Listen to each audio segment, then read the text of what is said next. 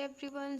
हमने previous lectures में discuss किया था कि लाइव स्टॉक मतलब जो काओ शीप या बुफेलोज जो भी है उनके अंदर कैसे हम टेक्निक्स को और ब्रीडिंग टेक्निक्स को यूज़ करके उनकी जो यील्ड है और प्रोडक्टिविटी है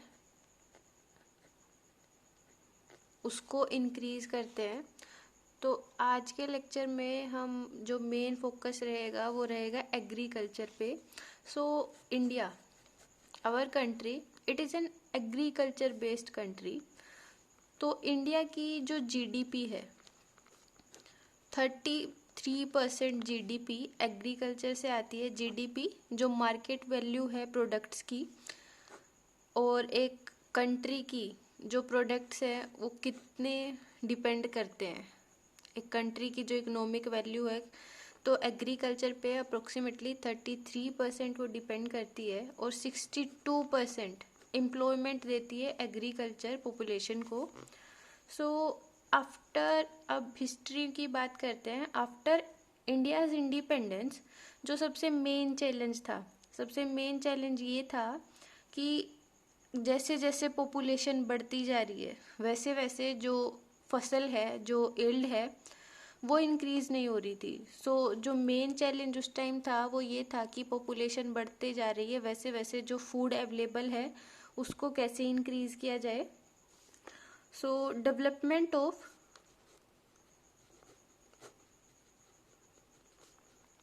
several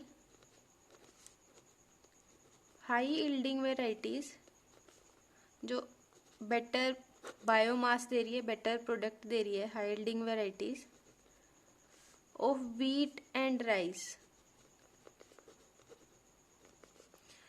in the mid 1960s as a result of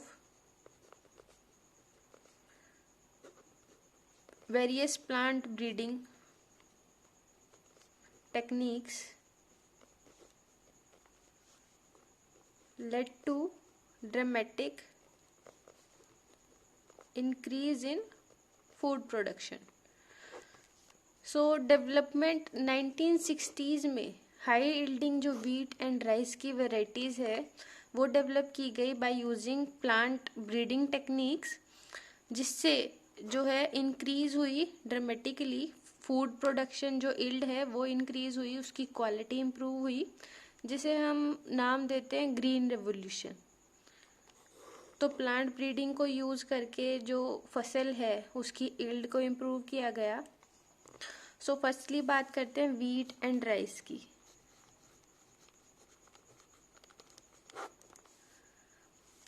during 1960s to 2000 wheat production कितनी इंक्रीज हुई है?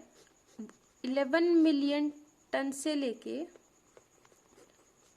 75 मिलियन टन्स का टर्नओवर हो चुका है वीट का, फ्रॉम 1960s टू 2000। उसके अलावा जो राइस की प्रोडक्शन है वो 35 मिलियन से 89.5 मिलियन टन हो गई है,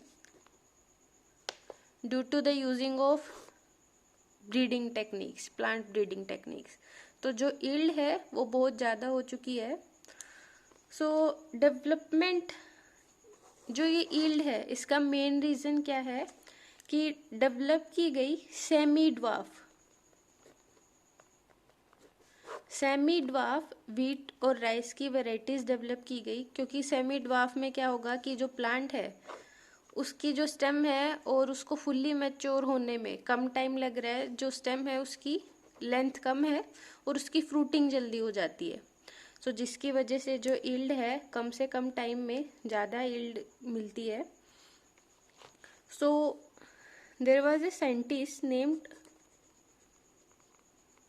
नॉर्मन ई बोरलॉग। ये साइंटिस्ट नोबेल लॉरिएट थे। इन्होंने at international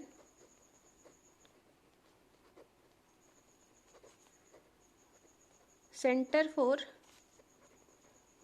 wheat and Maize, तो ये सेंटर है जहाँ पे ये सेंटर मेक्सिको के अंदर है, international Centre for Wheat and Maize. तो यहाँ पे इन्होंने जब ये वर्क कर रहे थे एज ए साइंटिस्ट, यहाँ पे इन्होंने डेवलप की थी semi dwarf variety of wheat. So उसके बाद इन 1963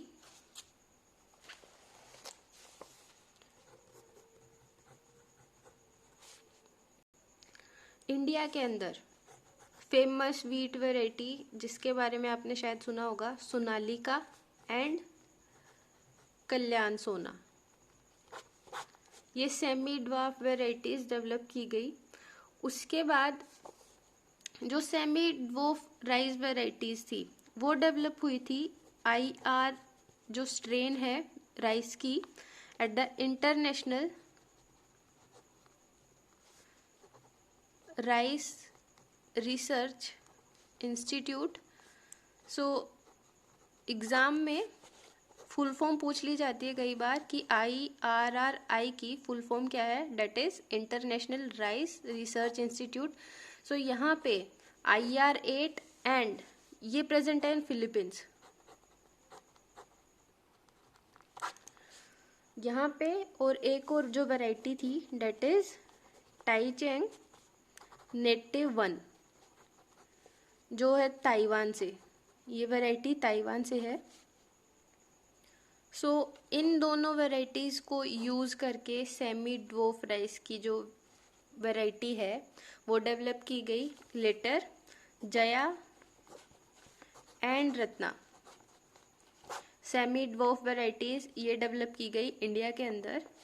सो ये थी व्हीट एंड राइस की। उसके बाद आता है sugar cane. So sugar cane originally India के नॉर्थ रीजन में ग्रो करवाया जाता है, तो उसके लिए जो वैरायटी है डेट इज सेक्रम बारबेरी जो नॉर्थ इंडिया में ओरिजिनली ग्रो करवाई जाती थी।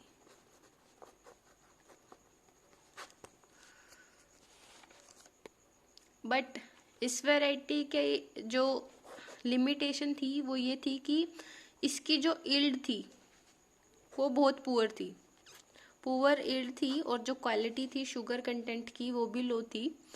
उसके बाद क्या हुआ कि देखा गया कि जो ट्रॉपिकल केन है जो साउथ इंडिया के अंदर ग्रो करता है, tropical cane sugar cane which is grown in South India and the variety name is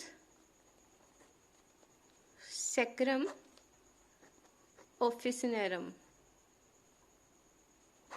So genus sugar cane का सेक्रम है, स्पीशीज वेरी करती हैं बारबेरी और ऑफिसनेरम। तो ये जो सेक्रम ऑफिसनेरम थी ये इसकी जो स्टेम थी वो थिक थी। सो थिक स्टेम थी, हाई शुगर कंटेंट अवेलेबल था। बट इसकी एक लिमिटेशन ये थी कि ये नॉर्थ इंडिया में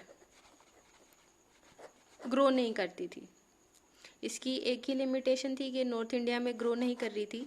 तो प्लांट ब्रीडर के माइंड में जो फर्स्ट थिंग आती है वो ये आती है कि डिज़ायरेबल कैरेक्टर्स, ये वैरायटी नॉर्थ इंडिया में ग्रो कर रही है, ये साउथ में ग्रो कर रही है, तो इनका फ्यूज़न एक ऐसी वैरायटी होगी जो नॉर्थ और साउथ दोनों में ग्रो कर सकती है। और डिज़ायरेबल कैरेक्टर्स जिसके अंदर थिक स्टेम होगी, high yielding and sugar content होगा। तो अब क्या करवाया गया, हाइब्रिडाइजेशन हुई, इनका जो क्रॉस था वो करवाया गया, जिसके बाद जो वैरायटी मिली उसके अंदर हाई यील्ड थी, हाई शुगर कंटेंट था, वो नॉर्थ इंडिया में ग्रो कर पा रही थी, वो साउथ इंडिया में ग्रो कर पा रही थी, जिससे जो शुगर केन है उसकी यील्ड को, उसकी GDP वैल्यू को इंक्रीज किया गया। So that's all for today, thank you.